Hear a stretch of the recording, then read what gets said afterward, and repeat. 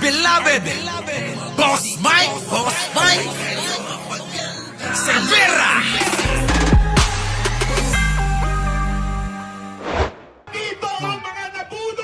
Oh, kita nyo mga kababayan. Ito pa, isa pa ito. Number 1 din to eh. Number 2 pala ito. Number 2 sa mga nambubudol ng mga Pilipino. Nililin lang nila, niloloko nila yung mga tao sa mga katwiran, paniniwala na inaaral nila sa mga tagapakinig nila. Kaya nga mga kababayan, tama naman si Libayan na yung mga tao walang natutunan. Kanino? Kay Banat Bay. Diba Libayan, sabi mo yan? Pero ako'y nagtataka. Bakit biglang kayo'y magkakampi na? So ibig ba sabihin, binabawi mo na yung mga sinabi mo sa kanya? Kasi dati Libayan, ikay galit na galit dyan. Kaya nga maraming nagtatanong sa inyong lingkod, paanong nangyaring nagkasundo, nagkasama sa iisang laban, ang isang dating nagbabanatan?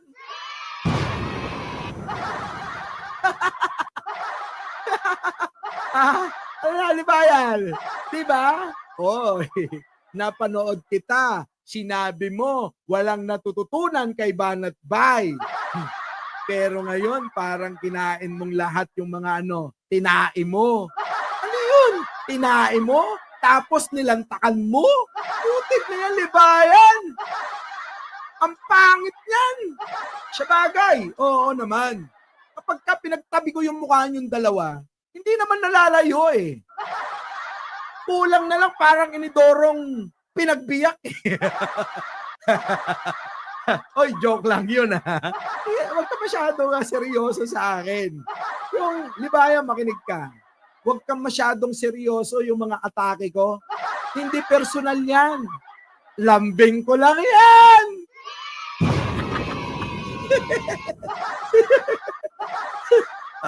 Di ba? Lambing lang yun at joke lang sa'yo. Di ba?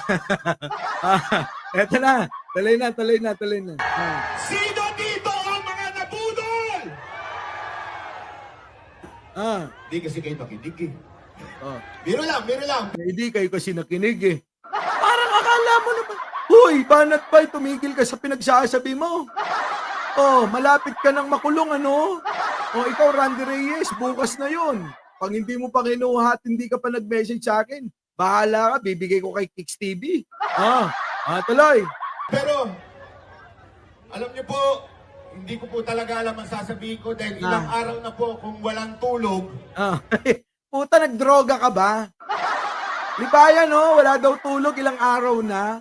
Di ba yung mga hindi natutulog, yun yung mga nagdodroga? Tanungin nyo pa sa mga DDS, yan ang laging sinasabi nila. Hindi natutulog, nako, nagdodroga yan. Sabi ng mga DDS yan. Talay. Ilan dito walang tulog? Ayan, anak ko, lahat pala yata ng mga nandun, hindi na natutulog. Mga bumatak ba kayo? Hindi kayo makatulog dahil sa nangyari kay Pangulong Duterte. Ay, bakit? Masyado kayong apektado? Hindi ko ba maisip kung ano magagawa ni Duterte sa pang-araw-araw nilang buhay? Tandaan niyo mga kababayan, hindi ko magets yan. Ano bang magagawa pa ni Digong sa pang-araw-araw na buhay ninyo? Parang apektado kayo. Diba? Simple lang yan. Move on lang ang katapat niyan. Huwag kayong magpa-apekto. Sabi ko nga sa inyo, mas maganda nang iduluhin yung taong may takot sa Diyos kaysa sa taong minumura ang Diyos. Diba, mga kababayan? Walang yan, mga kababayan. Ibang klase itong mga ito eh. Pasok. Ilan sa atin? Alam nyo, mga kababayan, sinabihan po tayo dito na huwag po tayo magsasalita ng hindi maganda dahil baka... Aba, himala, mga kababayan. Hindi daw sila magsasalita ng hindi maganda. Pero mga kababayan, halos araw-araw nilang minumura si Pangulong Bongbong Marcos at kung ano-anong mga paninira ang mga pinag-iimbento nila. Tapos kayo sasabihin mo, mag-ingat sa sasabihin mo, tuloy-tuloy mo na! Wala namang problema! Si Pangulong Bongbong Marcos hindi naman magpapagpatol yan. Magkaiba sila ni Digong. Si Digong pikon yun. Ayaw ng kritiko. Si Pangulong Bongbong, malaya kayo. Kaya lang, minsan, sumusobra na. Kaya ang nangyayari, yung mga tao, ayaw na kayong makita. Diba mga kababayan? Ang pagiging ugaling Pilipino ba ay yung mapanirang tao? Ang ugaling Pilipino ba ay palamura? Ang ugaling Pilipino ba, mga kababayan, ay walang pagmamahal sa bayang ito? Ang ugaling Pilipino ba, mga kababayan, ay mapagbayani ba? Dapat ganun. Kailangan maging maging mapagbayani. Yun tayo. Nagiging mapagbayani. Bakit? Tinataya na natin ang buhay natin dito . Kahit marami na ho tayo natatanggap na mga kababayan, death threat. Ang daming mga kababayan, nag-message, pag nakita kita, babariling kita sa ulo. Pag nakita kita, susungal-ngaling ko yung mukha mo. O kita mo, pinanggigilan tong mukha kong gwapo. Mga kababayan, kung meron kayong panggigilan na hindi na mawawalan, yan. Si Banat pa'y sungal-ngalin nyo. Yung ganito, kawawa naman, pambira kayo. Ngayon na nga lang tayo nagkakaroon ng mga magandang itsurang katulad ko.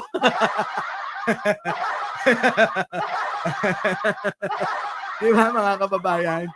Eto na. May mga nakapaligid na mga pulis na handang dakpin ang lalaban. Pero ito lang ang sasabihin ko sa inyo. Ano? Kayong mga pulis na naandyan. Puta, nagbanta pa. Nagbanta pa, mga kababayan. Anong yan? Akala mo may karapatan talaga magbanta siya. Eto na nga. Alam nyo sa puso nyo na mali ang ginawa ni Torre. Alam ninyo na... Anong mali? Anong mali doon? May warrant of arrest, mga kababayan. Kung may mali rito, si Digong ang may mali dyan. Banat ba'y na baka nakalimutan mo? Si Torre, ginawa pa yung proseso. Kayo, si Digong, anong ginawa sa mga kababayan natin? Walang proseso. Mukha kang adik, pangit ka. Ayaw niya ng may kamukha, kaya pinapatay niya. Nagets nyo? Nagets nyo? Nagets nyo? Ayaw ni Digong yun. Na pag may nakitang kamukha siya, pinapatay niya. Ganon. Kaya lang yung iba mga gwapo, mga kababayan, nadamay talaga . Sige, Banat Bay, pasok. Abusado na ang gobyernong ito! Allah ka, abusado, kita nyo, mga kababayan. Si Pangulong Bongbong Marcos pa ngayon ang umaabuso. Samantalang mga kababayan, kung inyong matatandaan, tumatakbo pa lang Pangulo ng bansa yan. Wala na silang tigil sa kakasira dyan. Tapos sasabihin ninyo, si Pangulo ang umaabuso? Anak ng pating naman yung mga kababayan na katwiran, yung iba namang mga tao, oo nga! Puro mga kalabaw ang itsura, mga kababayan. Puro mga kalabaw no? Alam niya, oo nga! Putik. Tandaan niyo mga kababayan, eleksyon pa lang, binabanatan na si Pangulong Bongbong Marcos. Hanggang sa ngayon, nakaupo pa rin si Pangulo. Hanggang sa ngayon, hirap na hirap, kadisperaduhan nila, binabanatan pa rin. Hanggang ngayon, inuuto pa rin ang mga mahihina. Hanggang ngayon, mga kababayan, marami pa rin mga kababayan tayong mahihina na naniniwala sa kanila. Diba, mga kababayan? Tuloy. Kita nyo? Sabi, oo nga! Oo nga. Parang mga kalabaw tuloy. Kung hanggang ngayon, nagbubulag-bulagan pa kayo, Oh, anong tawag sa inyo? edi, sabi niya mga kababayan, nagbubulag-bulagan pa raw yung mga yan. Dilat na yung mga mata niyan. Banat Bay, sabi mo nga, di ba hindi na nga kayo natutulog? Edi dilat na yung mga mata niyan. Yung mga mata niyan, ha? Kulang na lang mga kababayan. O, lagyan nyo ng ipit para sumarayan. Oo. Tayo mga kababayan, masarap ang tulog natin. Kaya kailangan nila ng tukod sa mga mata natin. Kasi masarap tayo matulog, wala tayong inaalala. Gabi-gabi, maya't maya, masarap matulog eh. Pero yung mga yan, dahil marami silang dinadala, marami silang hinahanakit, marami silang mga pinagdadaanan, at dinadamay ang maraming tao dyan. Kita nyo? Tandaan nyo, yung ating mga nararanasan, pag shiner nyo sa ibang tao, yung mga tao na yan, naaapektuhan. Kaya nakakaawa po mga kababayan.